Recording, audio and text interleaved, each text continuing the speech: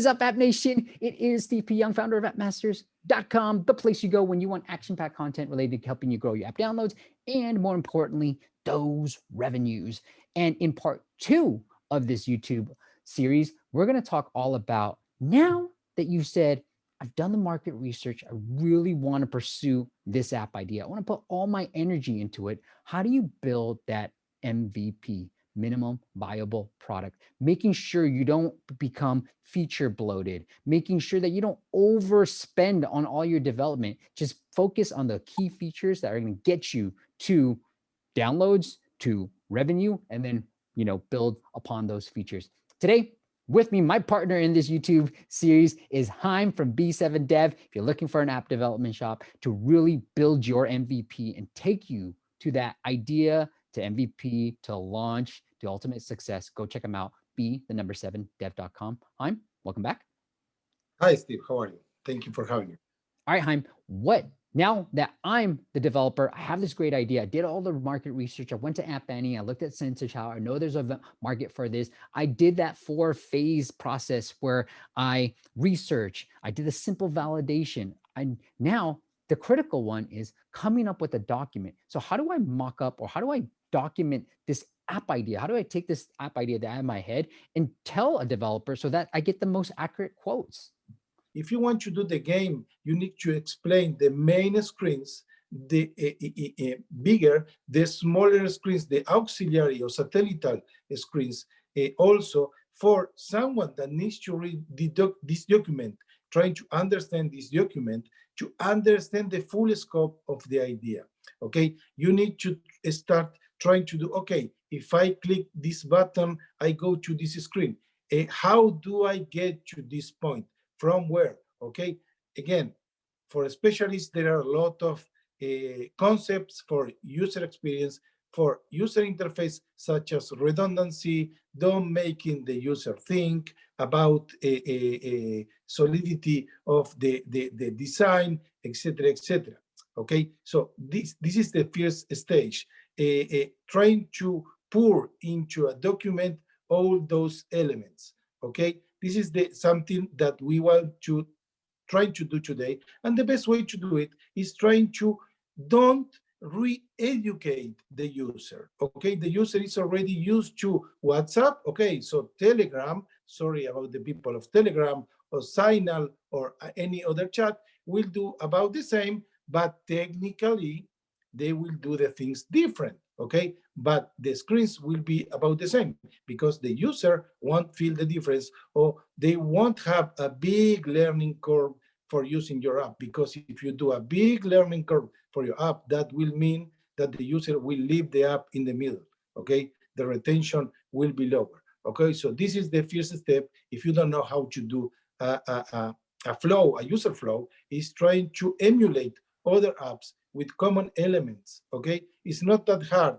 If you check successful apps, they don't have more than 10 screens or so. Okay, the main screens shouldn't be that much. Okay, this brings me to another point. If you already did this first stage, trying to create all those screens, we will talk about with what tools very soon.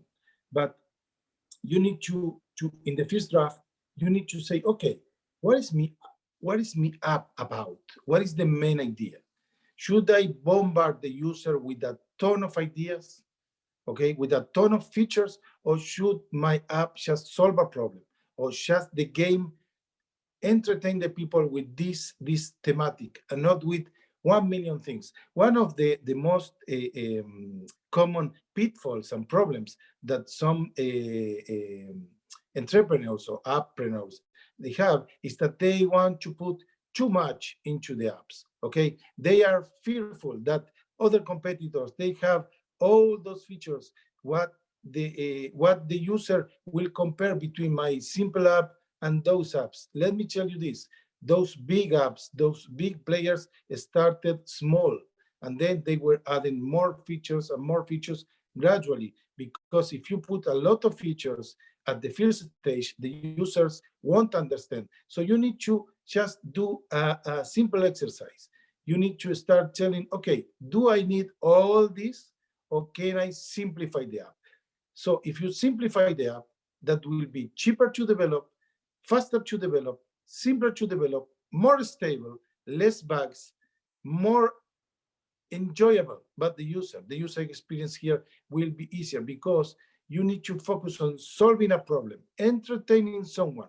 Okay, just remember about the big players, how they started and what they did after this. Okay, start small, but do it well, do it solid, do it stable, and then you will grow up. Okay, once the user loves your app, and then with upgrades and updates, you will be sending slowly new elements. But in the beginning, focus on what is absolutely necessary. Because of this, we have this name, MVP, minimum viable product. What is the minimum thing, the minimum list of features that you need to provide for the product to be lovable, to be usable, and to be stable?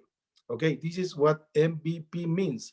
Don't try to put all the whistle and bells from start, because it's a big mistake. Okay, and maybe your budget won't be ready for developing all this, because you will need, as we were talking about in the first episode, about you will need budget for marketing, you will need budget for strategy, for making your little app known in the market. Okay, so the sometimes less is more, and this is very important when you design or you put your app idea on a paper. Okay, I love it. I so love it. I think that's so critical. Like what you said, Jaime, is what is absolutely necessary. That is how you should really determine all the MVP features. I think too many times we look at the success of an app and we're like, I need all that. I need this. I need that. I need stories. I need chat. I need all this. No, like what is the one thing that you want to get your user to do and really focus in on that? All right, go ahead, Jaime. okay, What's next? let's talk about some tools to write this document. Okay, Yeah. basically, a lot of people will tell me I don't have any graphical skills myself. So, Me. no, yeah, we are several. So, but um, so we have two ways, mostly graphical, if you don't have some writing skills, or you have it textual if you do have some textual skills. Okay, you know how to explain your ideas yourself.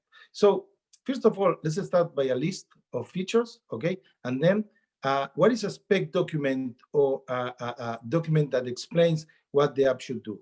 A spec document, and we will see very soon why we need this document, is a document that explains, could be also text and graphics, okay, for a more truthful explanation. Is a text or document that explains all the details about your app. What is the app about?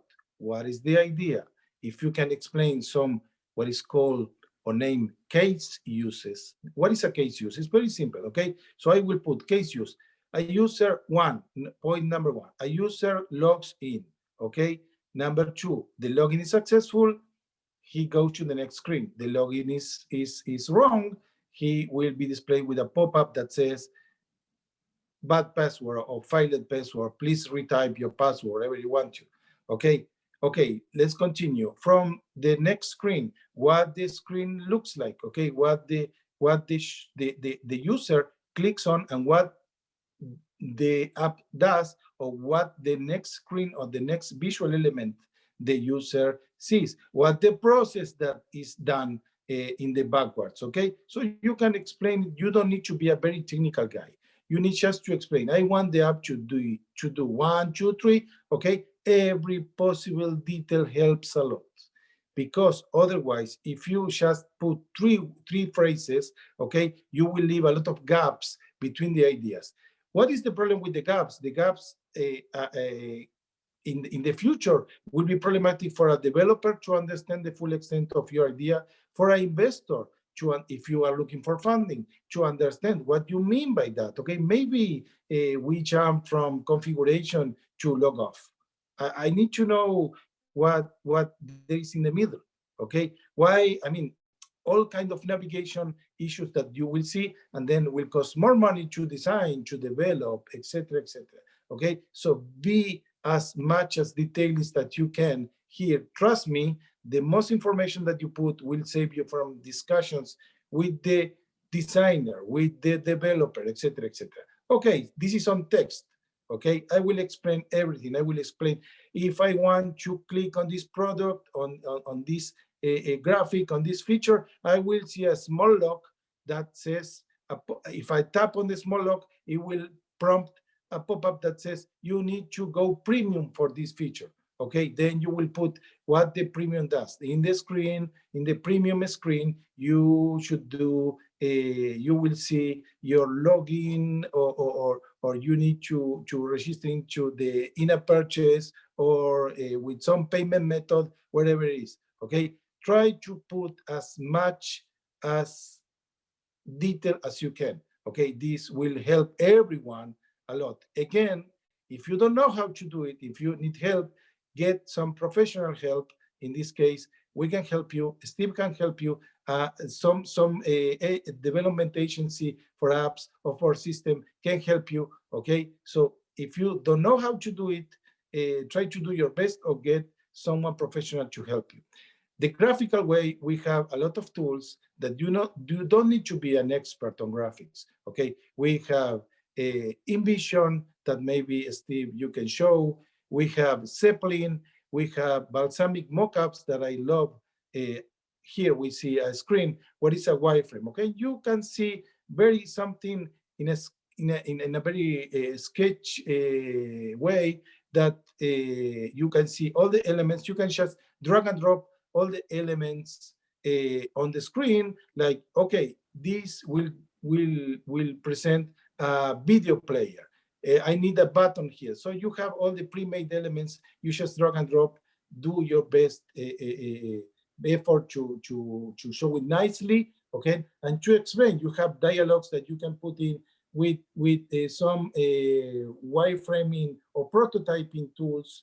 You can even do interactive prototypes like this. Okay, yeah, that's what InVision does. Even if you already have a designer working on this, your designer can upload to InVision. Then you, as you may see, if you click this, you will go to this screen. This is excellent for developers to understand, for designers to understand, for investors to understand this, like such interactive pilot. Okay, for this, and this is crucial. The more graphical you can go, this is the better. Okay, Yeah. We can see here nice examples about how to show your ideas. Yeah, and I like how in Vision you can do what they kind of say like hotspots. So I can click on something, go interactions. You can do all this transitions, overlays. You can do all this stuff in Vision. And you know, like what you tell me if this is wrong, Haim, but like you can create an easy balsamic interface and then just put it into InVision and just say, hey, here's how it sort of interacts with the app. Yeah. These ugly black and white screens that look like markers, here's how it's going to really interact with each other. And so it's a great way. One of the things I want to highlight too, Haim, before you move on to the next thing, but is really thinking through, and I think I got a visual here, how normal design, professional designers, I'm not a professional designer, but they like to think about an empty state, a full state, and a normal state. I think too many times developers or business guys, they think about this like, what's the best case scenario, right? And they don't think about like, let's say for a to-do task. They think about like, oh, look at what it looks like when you have so many to-dos, and they design for that. And they forget about what it looks like when you first enter in the app and it's empty. How does that look like? How can I make sure that the users understand how to add a task, how to finish a task, how to buy a subscription if I eventually want to make money? So you got to think through these things and think about the empty state, which is what most people kind of forget about. Yeah, again, this is the realm of UI UX engineers. They are thinking all the way, all the time on the different use cases, okay, and the different status, the initial status, then what happens when a customer starts to use the app, okay, and then another thing that we will have once the app is developed, just for you to know, is a lot of analytics inside the app to understand how the user uses the app. Okay, so then we can improve this over time with future updates and upgrades to improve the real usage because we are getting a stream of real world data from the real users. Okay, we are not just thinking theoretically about how the user will behave. Okay, we have real hard feedback from them. Okay, so the idea is also, but I don't think that those status are for a beginner on this. I will recommend to start playing on InVision with balsamic mockups, with Zeppelin. We have a lot of tools for this, or Googling for wireframing or app wireframing tools. Okay, even for, for the old school guys, we have Visio for Microsoft that allows you to mock up or wireframe all kinds of systems and screens. Okay, just play with that, get used to that, and then slowly you will improve your skills as creating prototypes or wireframe. Okay, prototypes is more like an interactive thing, but in the beginning, do your best with explaining graphically. Yeah. Hey, Haim. So the last thing I want to end with is in the specification docs, as you put a working prototype, it's going to be way more valuable to you to see it as a working prototype, because then you can really think through, okay, I got to build this, I got to build that. But from a SDK perspective, what are some like crucial SDKs that we need to have in that MVP? Okay, the MVP, I mean, this is more related to the specs technical document, okay? The technical specifications, you need to explain then the technical stack that you need to add, okay? Then if you will go for social sharing, for any kind of interaction with social networks, analytics, okay? If the app does something specific with some special feature that you need to get a specific SDK, you need to tell, okay, we will work with this technology and that technology. For this, if you are not a technical guy, you need the specific help from someone technical that will create the idea of the technical requirements behind all your idea. For example, in a chat application, again, we classically, we will do all the chat integration with Firebase, okay, with Google Firebase. This is one of the most used platforms today for doing this. Also, we can use it for analytics because they have a lot of features, but chat, notifications, and such, we will do it with the integration with Firebase, okay? So if you already know that, put it on the document. I want Firebase for doing the interactivity, these chats, these pull notifications, okay? You can even interact between apps. Forget about chat or forget about something with text. You can provoke the other side chat, okay, to do certain stuff with a Firebase because you can send push notifications, okay? This is more complex to explain right but now. I think net, have Firebase in there, have it as part of your spec doc, because you can do so much with it. I know one of the things, just a quick little example that you and I, we had a shared client that we did, was you guys set up Firebase to show a pop-up, and then within Firebase, I can just log in as a marketer and say, hey, set this to true and show this pop-up so that we can run different promos, or you can show different messages. So Firebase is very powerful, and I just want the viewer and the listener to know that, hey, here's Firebase, definitely a must-have in any spec doc as you launch your MVP, because you got a free plan and you can always upgrade to the paid plan when you need it as well. All right, Haim, anything that we missed you want to make sure we cover?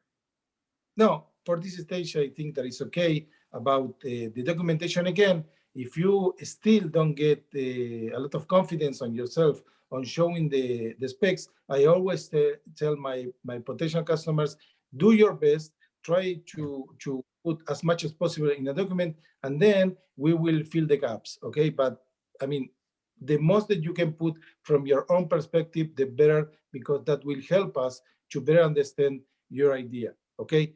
And a small and last thing, again, a good documentation is very crucial when you want to go for funding, okay?